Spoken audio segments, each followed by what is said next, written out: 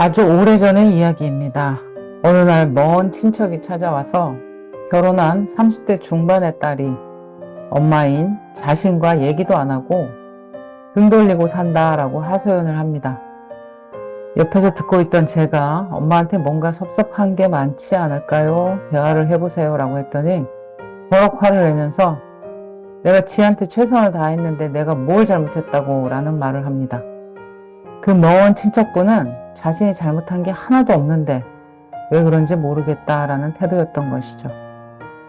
부모 자식 간에 사이가 좋지 않거나 요즘 TV에 나오는 아버지와 아들의 갈등처럼 얼굴 마주하기도 힘든 가정이 많이 있을 것입니다.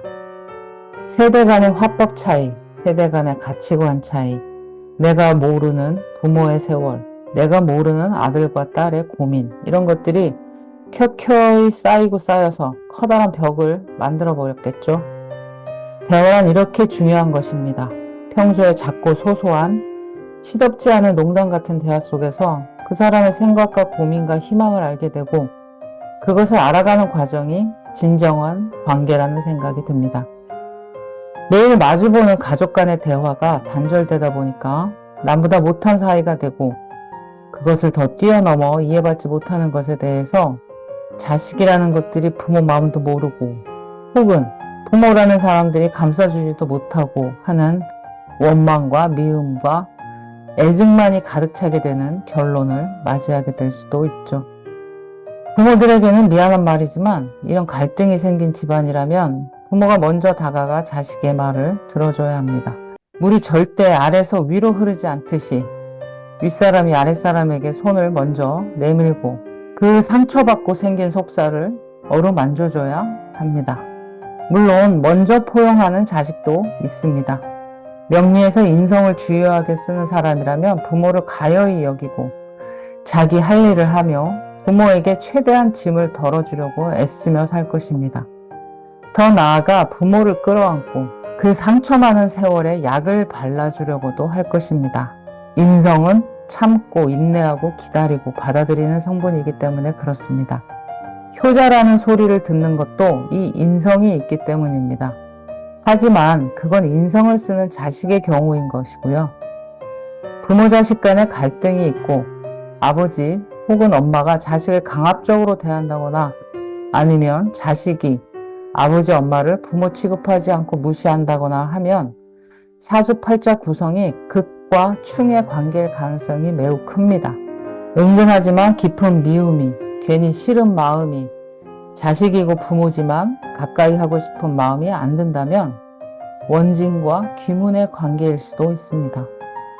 정면으로 부딪히는 극과 충이냐, 은근히 싫어하며 따돌리는 원진이냐, 이런 차이죠. 남의 집 가정 사이지만 배우 집안의 아들과 아버지의 갈등과 가족들 사이에서 소외받는 아들의 외로움이 절절하게 다가옵니다. 어린 시절 받은 상처가 치유되지 않은 상태에서 그대로 몸만 자라고 나이가 들어버렸는데 그런 아들의 마음도 들여다볼 줄 모르는 주변 사람들이 참 안타깝네요. 부모는 어찌됐든 어른입니다. 아이는 마땅히 보호받고 이해돼야 하는 존재이고요.